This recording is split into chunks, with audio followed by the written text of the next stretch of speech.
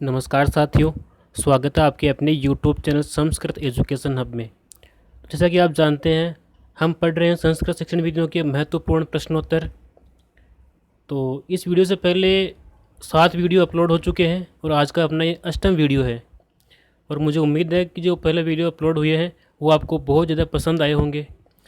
तो अगर आपको पसंद आए हैं तो वीडियो को लाइक करें, अपने साथियों के साथ शेयर करें और हमारा जो चैनल है उसको सब्सक्राइब करके रखें ताकि आपको समय पर नोटिफिकेशन मिल सके। आज का अपना ये 8वां वीडियो है। तो इसका पहला प्रश्न है,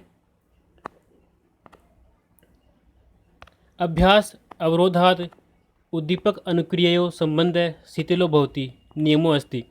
यानी कि हम जो बार बार अभ्यास करते हैं तो बार बार अभ्यास करने पर जब कोई अवरोध आ जाता है तो उस अवरोध से उद्दीपक और अनुक्रिया इन दोनों के मध्य जो संबंध है वो शिथिल हो जाता है। यह नियम है। किसका है नियम? तो इसका सही जवाब होगा अनुपयोगिता का नियम। किसका नियम है? अनुपयोगिता का नियम। यानी कि अभ्यास करने पर जब अवरोध आ जाता है तो उद्दीपक और अनुक्रिया उन दोनों के मध्य संबंध शिथिल हो जाता है, तो इस नियम को अनुपयोगिता का नियम कहा जाता है। अगला अपना प्रश्न आता है, शिक्षा मनोविज्ञानम शैक्षणिक विकासस्य क्रमानुसार अध्ययनम अस्ति। यानी कि शिक्षा मनोविज्ञान शैक्षणिक विकास का क्रम अनुसार अध्ययन है।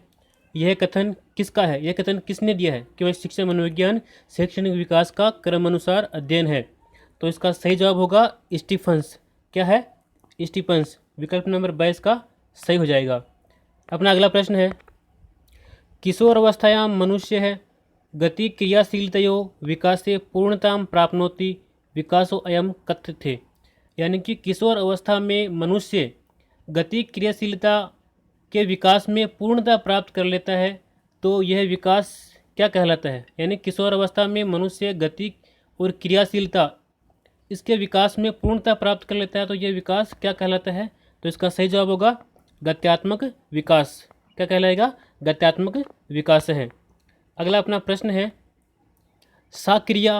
सा प्रक्रिया यस्यां मनुष्य है स्ववातावरणस्य मध्ये संतुलनं प्राप्तुं प्रयते सा कथ्यते।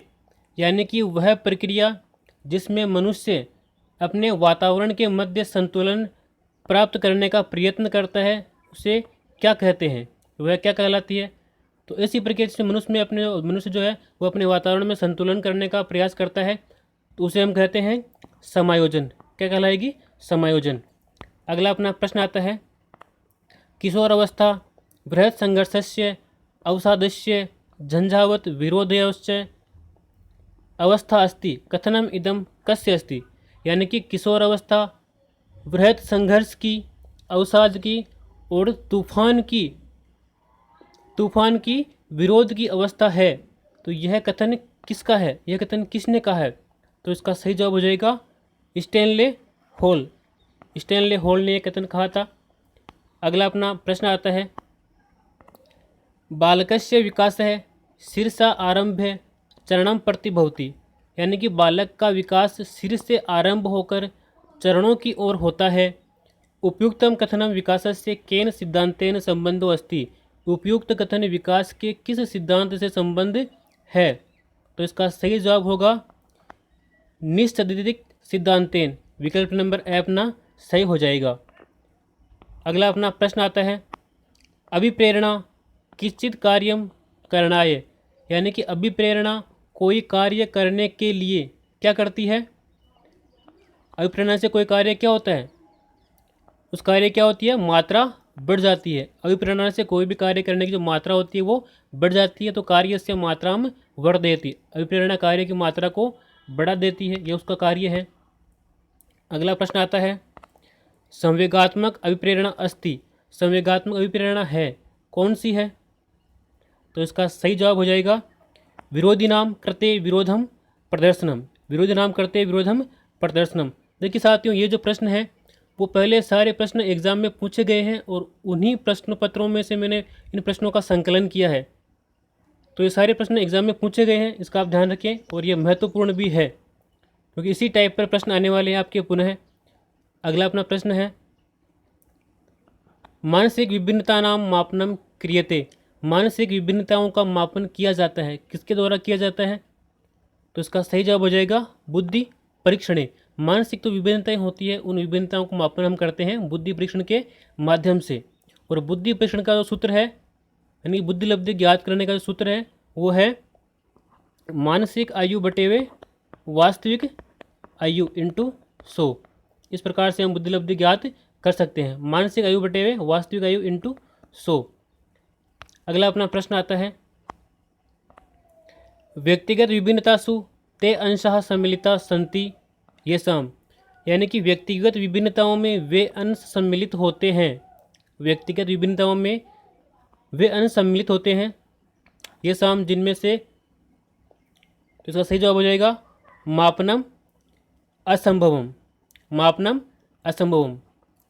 अगला अपना प्रश्न आ जाता है, प्रतिभाशाली बालिका नाम बुद्धि लब्धिर भवति। जो प्रतिभाशाली बालक होते हैं उन बालकों की बुद्धि लब्धि होती है। तो इसका सही जवाब हो जाएगा 140 तः अधिकम, यानी कि 140 से अधिक होती है जो प्रतिभाशाली बालक होते हैं उनकी बुद्धि लब्धि। अगला प्रश्न अपना आता है, संज्ञानात्मक विकासस्य प्रक्रिया अवधि 7 वर्षाद आरभ्य 11 वर्षपर्यंतम भवति। यानी कि संज्ञानात्मक विकास की प्रक्रिया की जो अवधि है वो 7 वर्ष से प्रारंभ होकर के 11 वर्ष पर्यंत तक होती है। तो इस अवधि को क्या कहा जाता है? तो इसका सही जवाब होगा मूल संप्रत्यात्मक काल। क्या कहते हैं? मूल संप्रत्यात्मक काल है। अगला अपना प्रश्न आता है, विकास है एका प्रक्रिया भवति। विकास एक प्रक्रिया होती है, यानी विकास एक प्रक्रिया है। कैसी प्रक्रिया है? तो इसका सही जवाब हो जाएगा गर्भधानात मृत्यु पर्यंतम चलायमाना प्रक्रिया। यानी कि गर्भधान से लेकर मृत्यु पर्यंत तक चलने वाली प्रक्रिया को ही विकास कहा जाता है। विकास जन्म से पहले प्रारंभ हो जाता है और मृत्यु तक चलता रहता है। अपना अगला प्रश्न आता है, संवेगात्मक दशायाम शिशु व्यवहार भवति। संवेगात्मक दशा में शिशु का व्यवहार कैसा होता है? तो इसका सही जवाब हो जाएगा अशिष्ट है, स्पष्ट है, निष्कपटश्च। अशिष्ट बिल्कुल स्पष्ट होता है और निष्कपट होता है।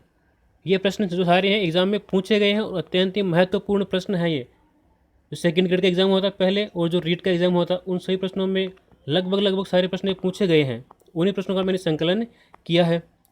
अगला अपना प्रश्न है, बुद्धि एका शक्ति क्षमता व नास्ति या सर्वासु परिस्थितिषु समान रूपेण कार्यं करोति अपितु अनेकानां विभिन्न योग्यतायां योग रूपा अस्ति उपयुक्त कथनम अस्ति।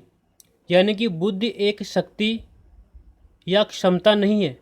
बुद्धि एक शक्ति क्षमता नहीं है या सभी परिस्थितियों में समान रूप से कार्य करती है। बुद्धि न ही शक्ति है, न ही क्षमता है और न ही ये सभी परिस्थितियों में समान रूप से कार्य करती है, अपितु अनेक विभिन्न योग्यताओं को एक रूप है। यानी कि अनेक विभिन्न योग्यताओं का एक रूप है बुद्धि। यह कथन किसने कहा था? यह कथन है। तो इसका सही जवाब हो जाएगा कोलसनिक ने। किसने कहा था यह कथन? कोलसनिक ने कहा था। अगला अपना प्रश्न आ जाता है, बुद्धि लब्धि माध्यमेन व्यक्तो कस्य स्तरस्य ज्ञानम प्राप्यते। यानी कि बुद्धि लब्धि के माध्यम से व्यक्ति किस स्तर का ज्ञान प्राप्त करता है। जो बुद्धि लब्धि सूत्र है उस सूत्र के माध्यम से किस स्तर का ज्ञान प्राप्त कर सकते हैं। तो इसका सही जवाब हो जाएगा बौद्धिक स्तर से। बौद्धिक स्तर का ज्ञान प्राप्त कर सकते हैं। अगला अपना प्रश्न आता है, निम्नलिखितासु का अधिगम हेतवे अनुकूला परिस्थिति अस्ति। निम्नलिखित में से कौन सी ऐसी विधि है जो अधिगम हेतु अनुकूल परिस्थिति है? अधिगम के लिए अनुकूल परिस्थिति है। कौन सी परिस्थिति अधिगम के लिए अनुकूल है? तो इसका सही जवाब हो जाएगा सभी। यानी कि अधिगम कर्तुर इच्छा, अधिगम कर्तुर तत्परता, अधिगम कर्तु बुद्धि। यानी कि अधिगमकर्ता की इच्छा भी अधिगम को प्रभावित करती है, अधिगमकर्ता की तत्परता भी अधिगम को प्रभावित करती है और अधिगमकर्ता की जो बुद्धि है वो भी अधिगम को प्रभावित करती है। तो ये जो सारे विकल्प हैं वो सही है। उपयुक्त सर्वा अधिगम के लिए अनुकूल परिस्थितियां हैं। ये सभी अनुकूल होगी तो अधिगम अच्छी तरह से हो पाएगा। अगला प्रश्न है, बालकस्य सा अवस्था या नवजन्मन कालः उच्यते।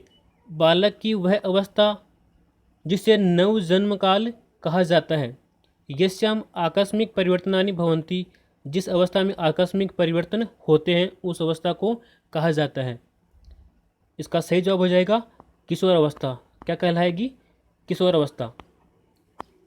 अगला प्रश्न आता है, शिक्षा मनोविज्ञान सहायेन शिक्षक है, यानी कि शिक्षा मनोविज्ञान की सहायता से शिक्षक क्या कर सकता है?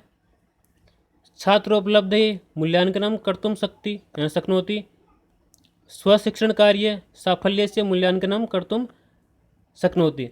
यानी कि शिक्षण मनोविज्ञान की जानकारी से या शिक्षा मनोविज्ञान की सहायता से शिक्षक क्या कर सकता है? छात्र की उपलब्धि की जानकारी प्राप्त कर सकता है और उसका मूल्यांकन कर सकता है और अपने शिक्षण कार्य को सफल बनाने के लिए मूल्यांकन कर सकता है। तो इसका सही जवाब हो जाएगा उपयुक्तयो ए ब उभयो मूल्यांकनम कर्तुम शक्नोति, यानी कि ए और ब दोनों विकल्प सही हो जाएंगे।